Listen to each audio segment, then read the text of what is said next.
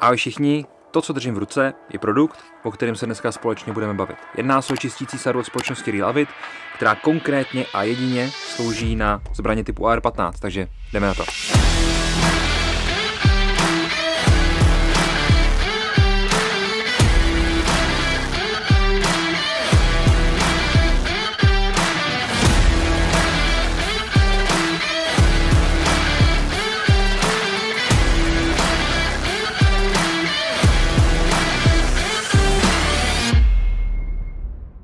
Kdybychom se měli podívat na věci, které se mi na této sadě líbí, je to určitě ten case. Možná se vám to zdá hloupý, ale věřte mi, že ten case je moc pěkně udělaný. Je z kvalitních materiálů, z opravdu velice tvrdého plastu, zároveň vepředu. Je to pěkně průhledný, takže i když nebudete vlastně vědět, co v tom máte a budete mít naskládaných několik sad na sobě, no dneska tady mám jenom tuhle, nicméně budete jich mít několik, dělají se například na brokovnice, na pistole a tak dál, tak vždycky uvidíte, co vnitř máte a můžete si to vzít z trezoru nebo z nějaký vaší dílny a začít s tím pracovat. Další super věc je, že když to odjistíte, překlopíte to na druhou stranu, tak se nám to zajistí v téhle poloze, vy to máte před sebou a jenom si z toho vybíráte ty věci, které potřebujete. Když jsme u toho, můžeme se klidně podívat takhle na začátku, co bychom tady našli. Nahoře máme tyhle čistící tamponky, ty jsou úplně super a zároveň jsou poměrně dost drahý, takže jsem rád, že jich tady máme 6. Kromě toho, tady v zadní části, asi to úplně nevidíte, ale tady vzadu máme 50 takových malých vytěráků, což je úplně super. Máme tady samozřejmě ten T-handle, k tomu se za chvíličku dostaneme, a mnoho různých součástí, které budeme využívat při tom čištění té naší ARky.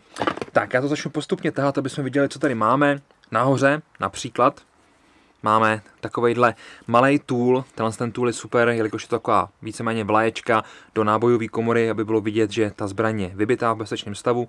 Zároveň to dokáže převést světlo do hlavně, takže vy jste pak schopný se podívat do hlavně, jestli tam je všechno v pohodě, jelikož nám ji to trošku osvětlí, a kdyby ne úplně tak, jak chceme, můžeme vzít svítilnu, zasvítit na to, krásně to provede světlo do hlavně. Taky se to dá použít i jako tool k nějakému vymáčknutí nebo vystrčení čepu. Druhá věc, standardní nonový kartáček na čištění. Potom tady máme takovouhle škrabku z mosazy. Ta mosaz je důležitá, jelikož nám dokáže vyškrábnout karbon, ale zároveň nám nepoškodí vnitřní ústrojí té zbraně. Potom takovýhle zubařský háček, z toho mě bolí zuby, jenom se na to podívám, ale je to super právě na vyškrabování určitých detailních míst, kam se normálně nedostanete.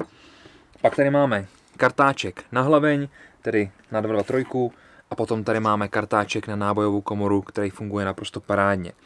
Samozřejmě kromě těch věcí, jak jsem říkal, tyhle ty tamponky, ale taky 4 takovýhle pěkný mosazný tyčky, které mají dohromady délku 29 palců, takže se vůbec nebojím, že byste nebyli schopni s tím vyčistit nějakou hlaveň, jelikož předpokládám, že všichni budete mít desítky, 14,5, 16 a tak dál, takže dohromady 29 palců. Samozřejmě ten pěkný T-handle, který se dá použít buď to takhle, aby to rotovalo, jelikož potřebujete, aby ten kartáček si razil cestu skrz ten vývrt, a na druhé straně potom máte takovýhle stacionární, takže když budete potřebovat, můžete úplně v pohodě našroubovat například sem, a na druhou stranu si dáte třeba tuhle mosaznou škrabku a pak můžete vyškrabávat, jak budete potřebovat.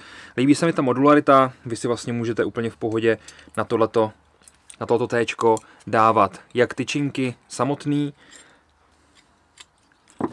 tak samozřejmě i ty různé nástavce, pak to pomocí toho používat. A líbí se mi, že společnost Real Avid tady nezapomněla ani na toto standardní očko na ty vytěráky, které vlastně vy k tomu v tomhle případě dostanete, jak jsem říkal, jich tady 50 s nějakým malým návodem.